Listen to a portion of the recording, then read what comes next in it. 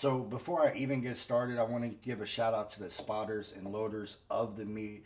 They busted their ass to make sure that everything was set up so I could be as successful as I could be on meet day. You can see right here this guy putting down the mats for me to stand on while I monolift, because even at the lowest level I still am not tall enough to pick it off the rack and squat. So of course I need special accommodations with a 4'6" frame. So again, shout out to them and the meet director just for making sure that I have everything ready to go on meet day. Halfway class, which is 148. So 148. Opening 7:05. Let's go. So right here they said I'm open at 705, but it was actually 727 pounds. And if it was just a standard rack, I probably wouldn't have opened up with it, because guys that have followed me for a little while, they know that my walkout is very shaky. But on the monolift, just picking it up and then squatting it, I feel more comfortable. So opening it up with 727 is unreal. I gotta see this here. My goodness. Come on. Oh my gosh. Easy. Oh my lord. Hey, this is going to go 2-1. It goes left. And also W to the announcers. I wish I would have heard them during the meet. I probably would have been more psyched. They definitely were very enthusiastic throughout the whole meet. And once I listened to it, I was just getting hyped to get on the platform again. So shout out to them. Wow. Never seen anything like this. If I wasn't seeing it, I would call bull. Here we go. Come on, Lorenzo. Let's go. You're a little savage, man. Show out for the 148. Come on, bud. You're good. You're good. I'm just trying to see over your back. You can't see what that day. Oh my gosh. Wow. Stands up with it. 2-1 GG's. That's a good lift for some. So my second lift, I attempted 766, and that was a grinder, to say the least. I actually felt like I was going to pass out because I was holding my breath so long, and I felt lightheaded. But luckily, I got it up before that happened. But 766, that's definitely a PR for me, and I'm just so psyched that I hit that. Come on, Max. You gotta be kidding. Witnessing history right here. Take a physics class because he'll figure out that he should not be able to do this. Yes. Just by sheer will, he wants it and he's going to force it. He is something to see. Defying every odd. Yep.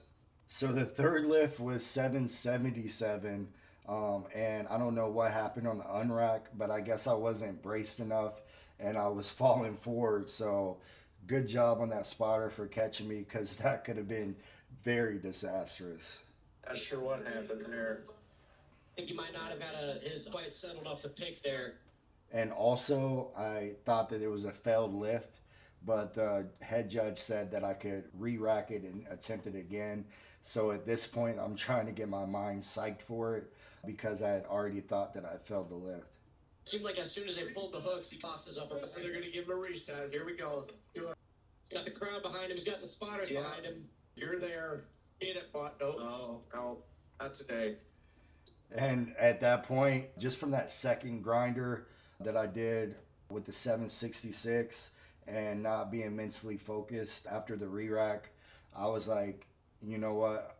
This is good. We're going to stick with the 766 and move on to the next event. But that was definitely an experience with 777 on my back.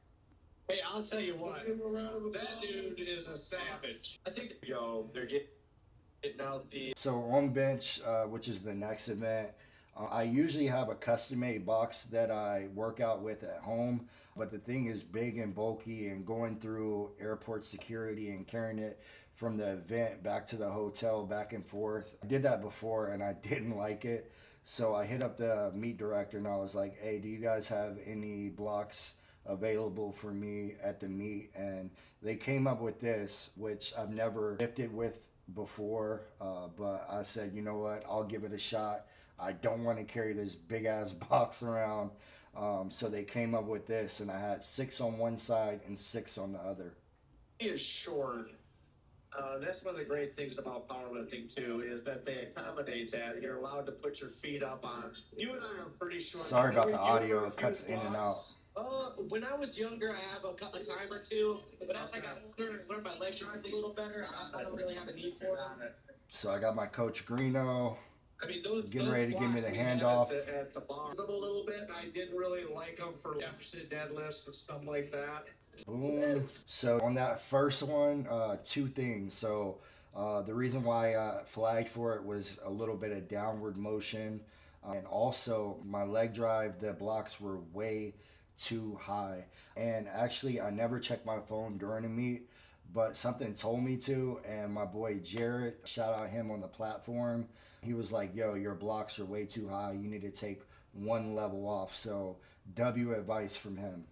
It looks to me like he's going to stay rocking with the same amount of blocks. So you had the right idea there. Lorenzo Jordan. So second attempt, still at 385. 385 pounds. This is Lift the definition off. of a real dude right here. Yes, it is. All control, touch, send it. Wow. Nice job, man. 3 white lights, baby. There you go. That's how you come back right. The leg drive was way better on there. It wasn't as high. I'm actually going to get my box that I have home a little bit lower just to get more leg drive. But that moved pretty well. Initially, going into the meet, I wanted to go up to 413, but missing that first lift, we just moved it up 2.5 kilos on the next lift at 391. Here it comes. 391. Wow. 391 for Lorenzo Jordan at 140 some pounds. We've been saying it all day, but I just can't stop saying it. Yeah, how could you? It's the display of strength. And he's not a guy with a crazy high arch. He doesn't pull with a wide sumo. Just raw power, man. Low stance squats, normal bench, relatively flat back, and I think he pulls conventional too. Have you seen him lift before, Max? We had a preview before then. Well, I've seen him lift on Instagram and YouTube so many times. Gotcha. So to see it in person now, it's just so crazy. All right, here he goes. Gets that. Takes it out nice from Coach Mike. Mike's out of there. He's clear. He's got the green light. He's touching. Come on. Let's go! 2-1.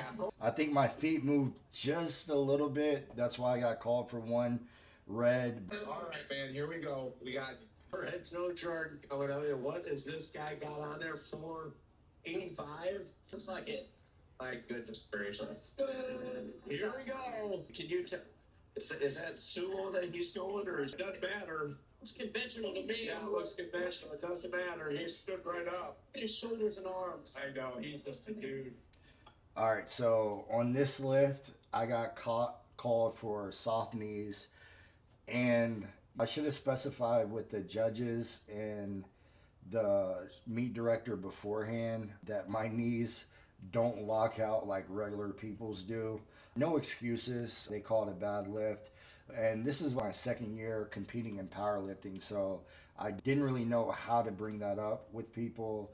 But I actually had a good conversation with the meet director after the meet, and they were like, we understand, and we're going to judge you based off your limitations in the future. So now that I have that mindset, I'll be able to be more forthcoming with people about that. But it was a no lift. Deadlifts are definitely my arch nemesis with the leverage and having to go down and squat. That's why I always try to train harder for that lift, just to bring it up with my bench and my squat.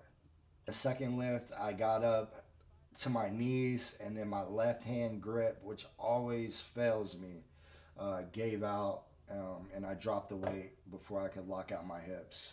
So my third attempt on 485, if I don't get it, then that squat 766 is null and void. The bench is null and void. So everything just rides on this third attempt. And going into that third attempt, not only was my central nervous system shot, but I was filled with a lot of self-doubt just because deadlift is not that thing for me. So anyway, I'm just going to hit the platform and give it all I got for this third and final attempt. It's a total. Here he goes, Lorenzo Jordan. He's had a great day. I'm a big fan, man. I want to see Get him that fan of this guy. Here he goes. He's got everyone in the room behind him. So right there, the meet is over for me. Don't get a total disqualified because you have to hit at least one lift per event.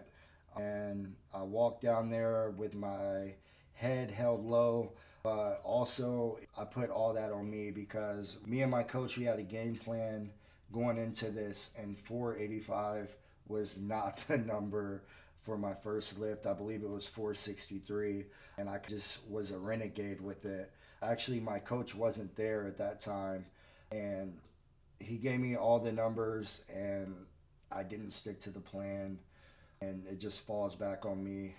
2 years in powerlifting, I think I know everything, and I don't. We're all human. But after that, Greeno came to me and was like, hold your head up high. This is just the beginning for you. And so I just go out of this meet with a lot of knowledge. A, stick to the plan. B, talk to the judges and the meet director about the limitations and what they should look for when I'm doing specific lifts.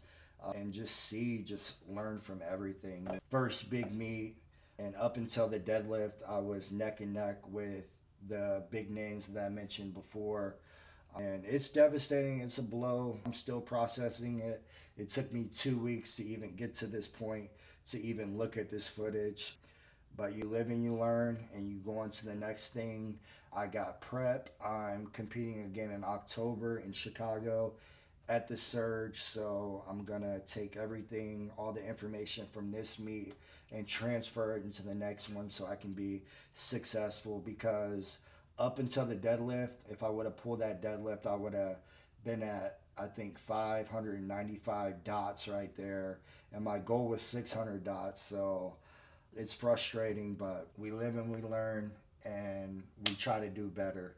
So that's it for the meet, Bar Showdown. It was a great time, and just all the presentation of what they had, the fire, the crowd, just the image of it was just electrifying. And I can't wait to do it again next March, hopefully with a different result. So that's it. Feel free to share, subscribe, do whatever. Just mess with your boy. This is Zoe. Continue to hit your accessories. Eat right. Diet. Do your thing. Drink your water. I'm out of here. Peace.